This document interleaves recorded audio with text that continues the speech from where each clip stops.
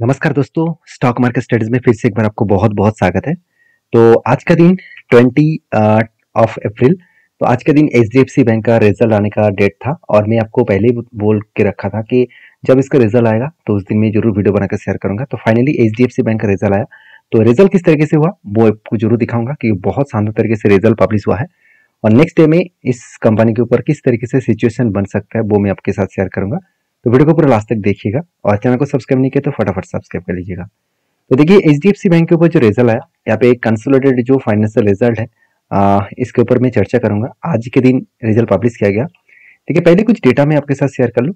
यहाँ पे देखिए कुछ डेटा है, मैं थोड़ा सा जूम कर देता हूँ। देखिए यहाँ पे लास्ट वाला जो कॉलम है वो पिछले सालों का रिजल्ट है, मतलब आप देख सकते हैं मार्च 2023 और ये फर्स्ट वाला जो सेल है यहाँ पे मार्च 2024 का डेटा है और यहाँ पे पिछले क्वार्टर का, मतलब मैं एक बार लिख के देता हूँ। यहाँ पे क्वार्टर 4 का रिजल्ट, यहाँ पे क्वार्टर 3 का रिजल्ट और यहाँ पे भी क्वार्टर 4 का पिछले सालों का। तो मैं कंपेयर करूंगा एक के साथ एक, ध्यान से इस चीजों को देखना। देखिए कंपनी के बेसिकली इनकम कहाँ से आते हैं? इंटरेस्ट से। तो इंटरेस्ट से कंपनी का इनकम आया, उसके साथ और भी इन्वेस्टमेंट भी इनकम आया, अदर्स इनकम है, साथ ही साथ कंपनी के इंटरेस्ट भी है। सब कुछ मिलाकर कंपनी का जो टोटल इनकम हुआ, आप खुद ही देख सकते हैं टोटल इनकम कितना हुआ। देखिए ये जो अमाउंट है वो करोड़ों में है, तो ध्यान से देखिएगा। 57,158 करोड़ पिछले सालों में था और पिछले क्वार्टर में कितना था? करीबन 1,15,000 करोड़। और इस बार कितना बना? 1,24,000 करोड़। मतलब एक बेस्ट तरीके से कंपनी का यहाँ पे क्वार्टर 4 का सेल्स नहीं, रेवेन्यू देखने को मिला। मतलब टोटल जो इनकम है वो बेस्ट तरीके से देखने को मिला है। उसी तरीके से अगर कंपनी के एक्सपेंडिचर के बारे में बात करूँ, मतलब जो खर्चे के बारे में बात करूँ, तो ध्यान से देखिएगा। एक्सपेंडिचर भी वो कंपनी ने किया। पिछले सालों में था 37,000, पिछले क्वार्टर्स में था 89,000 और इस क्वार्टर में मतलब करंट ईयर में 92,000 का टोटल एक्सपेंडिचर हुआ। तो सब कुछ मिटाने के बाद कंपनी का नेट प्रॉफिट जो है वो मैं आपको यहाँ पे दिखाने वाला हूँ। तो उसको दिखाने से पहले एक पॉइंट्स आपको जरूर याद रखना होगा, वो है प्रोविजन। तो प्रोविजन कंपनी के लिए बहुत इंपॉर्टेंस होते हैं। प्रोविजन जितना कम हो किसी भी बैंक्स के लिए उतना ही खास है, मगर यहाँ पे कुछ उल्टा हो गया। प्रोविजन कंपनी का बहुत ज्यादा हो गया।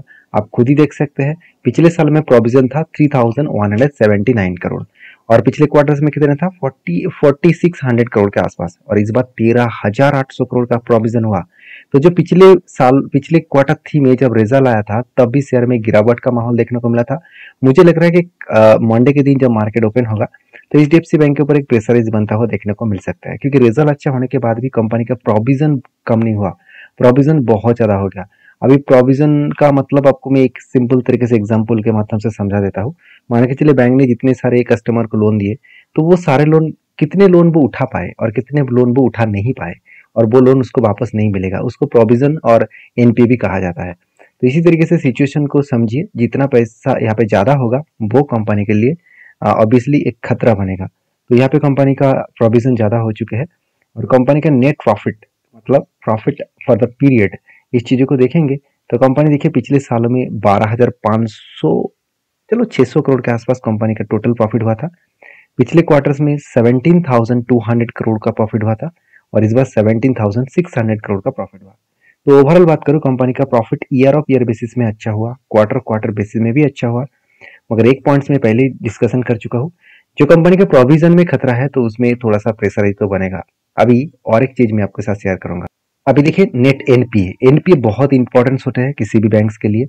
तो परसेंटेज वाइज जो नेट एनपीए है, जो पिछले साल में कितना था? 1.12%। ध्यान दीजिएगा, पिछले क्वार्टर्स में कितना था? 1.26% और इस बार बढ़ के हो चुके 1.24%। मतलब ईयर ऑफ ईयर बेसिस में कंपनी का एनपीए कम होना चाहिए था, मगर यहाँ पे एनपीए थोड़ा सा ज्यादा देखने को मिले। परसेंटेज वाइज अगर एनपीए के देखूं तो एनपीए यहाँ पे बढ़ता हुआ देखने को मिला। तो यही कारण होगा नेक्स्ट डे में शेयर में थोड़ा सा करेक्शन देखने के लिए। तो देखिए मार्केट में पॉजिटिव हो नेगेटिव हो, इसमें कुछ फर्क नहीं होगा। तो आपको सेंटीमेंट को, सिचुएशन को समझना पड़ेगा। जो एचडीएफसी बैंक इतने दिनों से भाग क्यों नहीं रहा है, तो यही एक कुछ वजह है, यही कुछ कारण है जो जिसके कारण कंपनी भाग नहीं रहा। और एक चीज मैं आपको यहाँ पे डिस्कशन भी करूँ, आप खुद ही देख लीजिए कंपनी की जो रिटेल बैंकिंग है, रिटेल बैंकिंग के जो अमाउंट है रिटेल बैंकिंग का मतलब है जितने सारे हम लोग सेविंग अकाउंट में, करंट अकाउंट में पैसा जमा करते हैं तो उसको रिटेल अकाउंट कहा जाता है। तो रिटेल बैंकिंग में डिजिटल बैंकिंग होते हैं और अदर्स रिटेल बैंकिंग होते हैं।